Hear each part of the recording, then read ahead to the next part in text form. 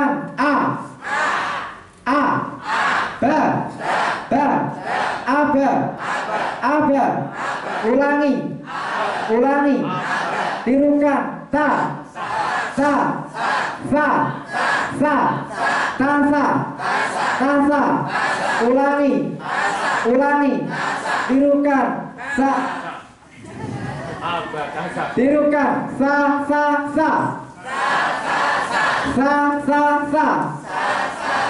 Tasa. Tasa. Ulangi. Tirukan abatasa. Abatasa. Ulangi. Ulangi. Kelompok ini ya, ini kelompok 1 bunyi aba, kelompok 2 ini membunyikan tasa. 1, 2, 3. Sekarang dibalik aba tasa. Bersama-sama aba tasa. Ulangi. Ulangi. Itu pelajaran bunyi ya, bunyi tanpa melihat, hanya fokus. Yang berfungsi adalah indera pendengarannya dan indera mulutnya. Dan mulutnya membunyikan apa yang dikomandokan oleh gurunya. Sekarang kita masuk pada pelajaran baca ya. Tanpa yang dengar, yang belakang dengar ya. Sekarang lihat peraga. Ini namanya pelajaran baca dengan menunjukkan peraga. Yang juga harus diperhatikan, megang peraganya ini diserangkan bagian tengah. Dilipat seperti ini, kemudian tengahnya dipegang. Tangan kiri yang megang, tangan kanan yang menunjuk tulisan. Ya, harus ditunjuk karena pada pelajaran baca menunjuk tulisan. Semuanya perhatikan, tirukan A, ba, ta, sa, A, ba, ta, sa, bunyikan, tirukan A, ulangi, ulangi. Jadi seperti orang berdiri, ada tanda di atas, bacanya A, bunyikan A, ulangi A. Itu contoh penjelasannya. Tirukan A, ulangi A. Cara menulis A dari atas ke bawah sampai pada garis. Tanda baca dari kanan ke kiri. Bacanya A, bunyikan A, ulangi A, ulangi A. Tirukan A.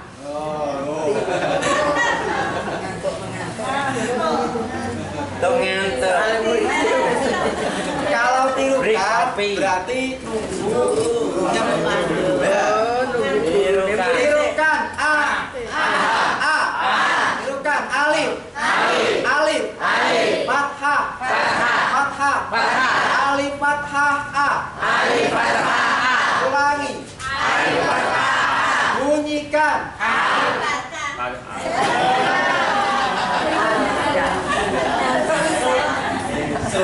Tirukan alif fathah A, alif fathah A. Ulangi, alif fathah A. Bunyikan A.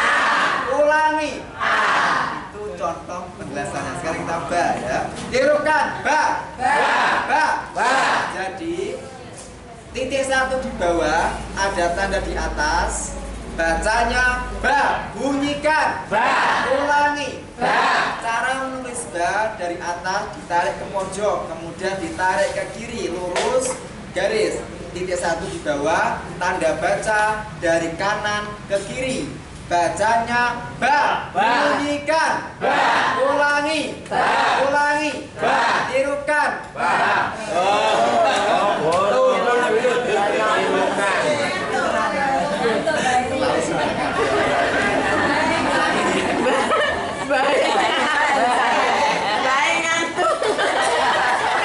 Iya, Bapak.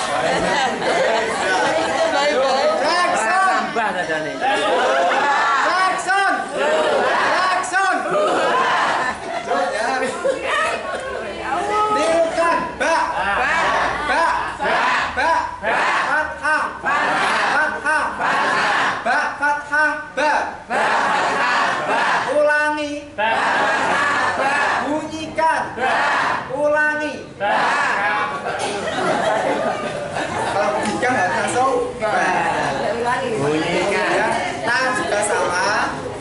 atau di atas seperti perahu boleh ya.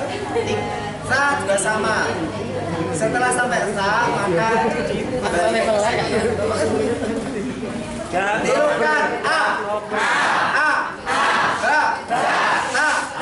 sa bunyikan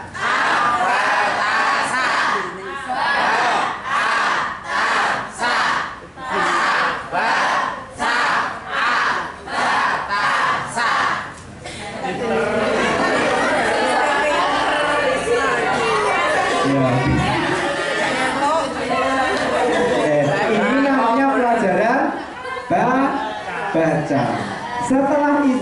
Setelah pelajaran baca maka murid diperintahkan sekarang ditulis 5 kali ke bawah, contoh A berarti A ke bawah, ba ke bawah 5 kali, ta 5 kali ke bawah, sa 5 kali ke bawah. Pertama mencontoh dulu, kemudian di buku lain tanpa mencontoh ya. Kalau sesungguhnya maka murid diajarkan seperti itu ya. Nah, itu sekilas tentang pengajaran abatasa ya. Mungkin sudah mulai masuk, sudah mulai paham dengan metode prinsip pengajaran Quran tadi. 2 kali ya. Bunyi, baca, tulis ya. Ya, seperti itu ya. Yang kita analisa ya. Pada saat bunyi maka dilarang menjelaskan apapun, hanya bunyi saja ya. Fokus, jangan dibebani yang lain lagi. Ya boleh misalnya ini misalnya tidak boleh. Tirukan ba, tirukan ba. Jadi ba itu seperti perahu. Nah, jangan jelaskan seperti itu ya. Ketika pelajaran bunyi, murid akan semakin bingung. Nah, bingung ya. Murid disuruh membunyikan saja itu ya penasaran, moro-moro itu. Tiba-tiba ya, ya, datang sekolah masuk, ayo murid-murid tirukan A, misalnya belum tahu, tirukan ba, ya bunyi karena disuruh untuk membunyikan. Mereka bingung, penasaran, apa sih A itu, apa sih ba itu. Nah, itulah tujuannya, itulah kenapa harus ada bunyi dulu. Biarlah mereka penasaran, menimbulkan tanda tanya besar itu adalah bagus ya, bagi seorang muslim. Semakin penasaran maka akan semakin mengikuti pelajaran. Contoh misalnya mengajar TK, mengajar anak PAUD yang dulunya belum tahu yang namanya gajah ya. Masuk kelas belum tahu namanya gajah, dengan menggunakan bunyi dulu. Coba ini semuanya nanti tirukan ya. Semuanya tirukan gajah, gajah, ulangi gajah. Nah, kalau belum tahu apa itu gajah kan bertanya-tanya, gajah itu apa ya? Apakah makanan ataukah kendaraan? Nah, bingung. Kemudian gurunya keluar membawa gajah ke dalam kelas atau gambarnya ya. Kemudian guru ya, sebelum guru menjelaskan, guru langsung seret menggambar gajah, langsung menunjukkan sambil menunjuk gajahnya, tirukan gajah. Sebelum guru menjelaskan kalau itu gajah, murid sudah punya gambaran, sudah punya persepsi bahwa oh itu toh yang namanya gajah. Nah, itu tujuannya. Arti juga sama kan, disuruh bunyikan tirukan A. Gak tahu apa itu A, apa itu ba, kemudian dijawab pada saat pelajaran baca. Jelaskan, ditunjukkan, misalnya belum tahu itu A, langsung dibukakan ini. Tirukan A. Ulangi A. Sebelum guru menjelaskan bahwa itu A, murid sudah punya gambaran, itu pasti A, itu pasti A. Nah, itu tujuannya kenapa bunyi dulu baru baca ya. Itu salah satu analisa kenapa harus bunyi dulu kemudian baru baca ya. Kemudian tulis tadi mencontoh dulu, kemudian baru tanpa mencontoh. Kenapa harus mencontoh dulu? Kenapa kira-kira? Ya, karena mencontoh itu pekerjaan yang paling mudah ya. Berikan kesan yang mudah dulu pada murid ya. Kesan yang awal itu nanti akan menentukan kesan yang selanjutnya. Di awal maka tunjukkan bahwa belajar itu mudah, yaitu hanya mencontoh saja, hanya meniru. A ditiru seret, B ditiru seret ya. Berikan kesan yang mudah dulu ya, baru nanti di waktu yang kedua menulis tanpa mencontoh. Itu tentang analisa kenapa bunyi, kenapa baru tulis dan juga baru baca, kemudian tulis mencontoh, kemudian tanpa mencontoh.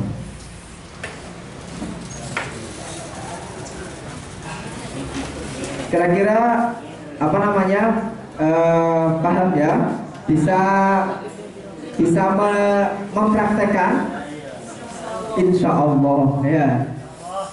Insya Allah. Pengajaran Jahakho.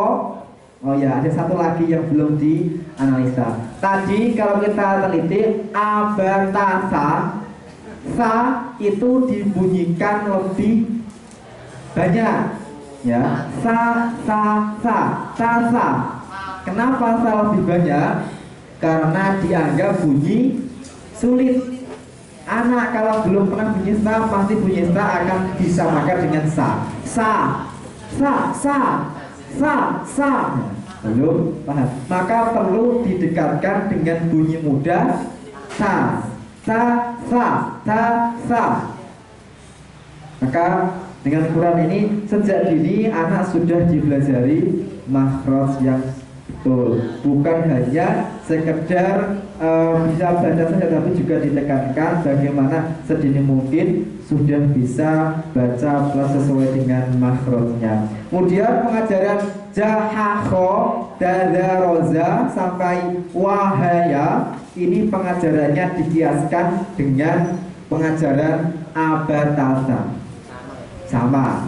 Kalau Jahakho sama dengan Abatasa ya. Jika ada yang sulit maka dengan pendekatan. Jahakho ini yang dianggap sulit adalah kho, maka didekatkan dengan bunyi mudah ha. Kho. Kalau dadaroza yang sulit adalah za. Ro mudah ya. Za dianggap juga sulit, didekatkan dengan bunyi mudah ja. Tirukan za. Kadang itu anak membunyikannya ya, bukan za tapi ya. Padahal yang benar adalah za. Nanti bisa dilihat di beberapa pengajaran. Kemudian so. Yang sulit dianggap sulit adalah sha. Ini seperti menggosok pite, menggosok. Apa menggosok? Mengusir ya. Menggurak ya.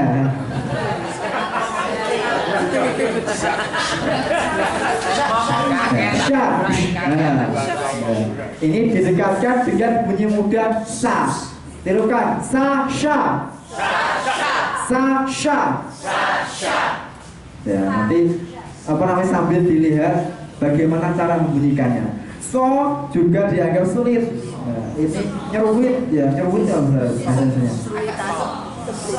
Ya, seperti bersiul ya. Sa, tirukan sa so. Sa tipis. Sa so. Sa sha so. Harus didekatkan dengan bunyi yang mudah. Kemudian do a. Ini dianggap sulit semua. Do itu didekatkan dengan bunyi mudah do. Berarti kan do. Da, do. Kalau to dengan bunyi mudah, ta. Tirukan, ta, to. Ta, to. Kalau do dengan za, za, do. Kalau do lebih tebal, za tipis. Kalau a dengan a ya. Tirukan, a. Nah, jangan sampai nanti murid kita ajar membunyikannya seperti orang-orang apa? Ya orang dulu bacanya menggunakan nga ya, menggunakan yang mudah nga ya. Jangan sampai nanti kita bacanya menggunakan nga, lamin ya. Ya, a. Kemudian go, fa, ko, ini yang dianggap sulit adalah go.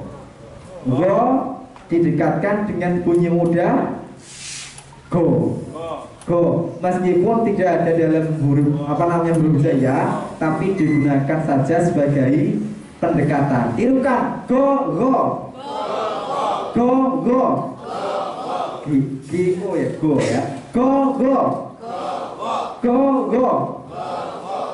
Kalau fa ini didekatkan dengan bunyi mudah pa. Pa ya. Tirukan, pa, fa.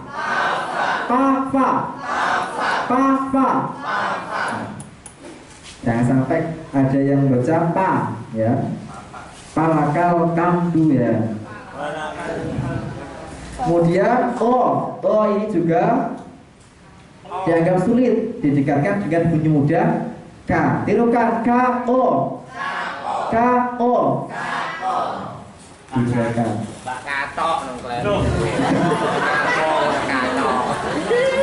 Kalau kalah mana ya? Kalau mana dianggap mudah ya, maka langsung dibunyikan seperti biasa saja ya. Wahaya juga dianggap mudah, langsung dibunyikan seperti biasanya saja ya. Pengajarannya baik bunyi, baca, tulis. Pengajarannya dikiaskan dengan pengajaran abatasa ya, itu pengajaran halaman 1 abatasa berikut dengan analisanya. Kemudian satu lagi ya, ketika baca, kalau tadi ketika bunyi itu dilarang menjelaskan apapun. Kalau baca wajib ada penjelasan, dilarang lupa menjelaskan. Nanti harus dijelaskan ya. Contoh ya, halaman 1 ini ada 3 hal yang dijelaskan. Yang pertama adalah bentuk huruf ya. Contoh tadi A, bentuknya seperti orang berdiri atau yang lain boleh, seperti tongkat, seperti cagak ya, dan sebagainya ya. Ada tanda di atas, bacanya A, itu bentuk huruf. Yang kedua dijelaskan cara menulisnya juga ya, karena Quran 1 ini murid nanti setelah lulus Quran 1 tidak hanya sekedar bisa baca saja, tapi harapannya bisa baca plus menulisnya yang sesuai ya. Maka perlu dijelaskan kalau A itu nulisnya dari atas ke bawah, karena tidak menutup kemungkinan murid itu sangat imajinatif, sangat imajinasi tinggi ya, membuat A dari bawah ke atas. Meskipun sama bentuknya, tapi secara teorinya maksudnya betul.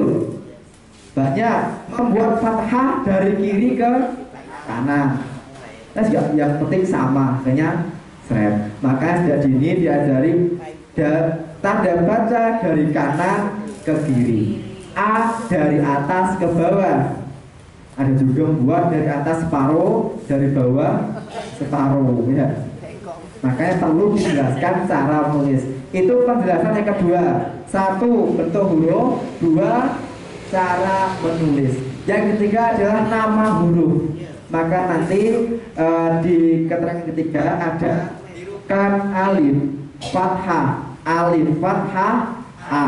Berarti kalau jahaho jim fathah ja, Sin. fathah sa dan sebagainya. Itu ketika pelajaran baca dijelaskan 3 hal: bentuk huruf, cara menulis, yang ketiga nama huruf dan harokatnya.